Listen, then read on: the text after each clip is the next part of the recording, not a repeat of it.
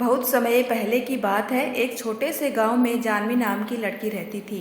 उसके पिताजी एक छोटे किसान हैं और माँ एक गृहिणी है जिनका स्वास्थ्य खराब रहता था।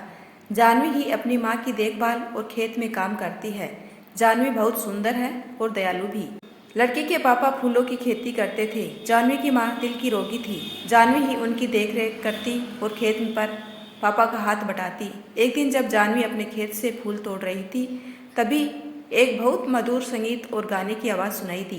पहले तो जानवी ने ध्यान नहीं दिया, पर जब वह संगीत में मदहोश होने लगी तब उसे रहा नहीं गया। जहाँ से गाने की आवाज़ आ रही थी, जानवी उसी ओर चल दी।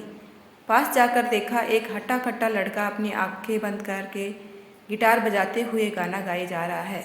जानवी उस अनजान लड़के को एकटक होकर देखने लगी। बहुत देर तक जानवी उसको देखती रही और संगीत में खोकर उसके पास आंखें बंद करके बैठ गई। जब लड़के ने गाना बंद कर दिया और आंखें खोली तो देखा एक सुंदर और मासूम सी लड़की उसके सामने बैठी है। लड़के का नाम राज था। राज ने पूछा, कौन हो तुम? जानवी एकदम से चौंक गई और कुछ न बोल पाई। धीरे धीरे दोनों ने बात करना शुरू किया। जानवी ने राज के गाने की तारीफ की और राज ने उसकी सुंदरता की। राज पड़ोस के ही गांव का एक लड़का था जिसको संगीत में बहुत रुचि थी, पर घर वालों के कहने पर वह शहर में पढ़ाई करने गया था और नौकरी न मिलने की वजह से गांव वापस आया था।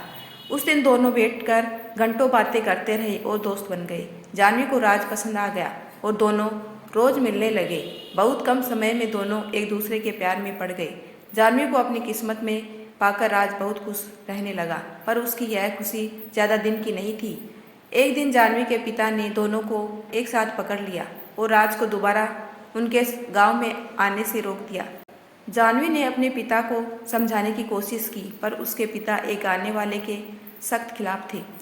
जब जानवी की मां को यह पता चला तो उनकी तबीयत और बिगड़ गई। इस बात से परेशान होकर जानवी ने राज से फोन पर भी बात करना बंद कर दिया। राज ने मायूस होकर गांव को छोड़ दिया। देखते देखते समय गुजरता गया और जानवी की शादी की बात चलने लगी, पर जानवी अब तक राज को भूल नहीं पाई थी। उसको राज का वह वादा याद आता जो उससे करके गया था। चाहे कितना भी वक्त लग जाए, मैं एक दिन कामयाब होकर तुम्हें लेने जरूर आऊँगा। मैं मरते दम तक बस तुमसे ही प्यार करूँगा। तुम मेरा इंतजार जरूर करना। कभी कभी जानवी को लगता कि राज उसको भूल गया है और कभी कभी लगता वह जल्दी ही वापस आ जाएगा। न जाने कितनी बेचैनी और दर्द में जानवी जी रही थी।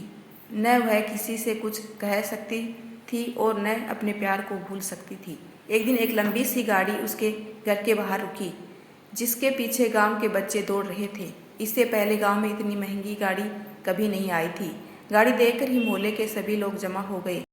आराम से घर के गेट खोलते हुए जैसे ही राज अंदर पहुंचा, जानवी ने देखते ही उसे दौड़कर गले लगा लिया। जानवी अंदर लेटी थी। राज और जानवी दोनों गले लगकर रोने लगे। दोनों एक दूसरे के प्यार को महसूस कर रहे थे। दोनों के मन में सारी शंकाएं दूर हो गई और दोनों का प्यार वक्त के साथ बढ़ता गया। जानवी के पापा से राज ने उसका हाथ मांगा और जानवी की माँ का इलाज बड़े शहर में करने का वादा किया। राज शहर में बड़ा गाने वाला बन गया था। उसके गाने टीवी पर आने लगे थे। आज उसके पास वह सब कुछ था जिसको जानवी के पिता ने कभी देखा न था। उसके पास शहर में कई बंगले और कारें थी। जानवी के पिता इस बार राज को मना नहीं कर पाए और दोनों के प्यार को देखकर झुक गए और दोनों की शादी धूमधाम से कर दी। जानवी और राज ने अपना पूरा जीवन खुशी खुशी बिताया और जब वह शहर से बोर हो जाते तब वहीं उस खेत के पास आते जहां वह पहली बार मिले थे।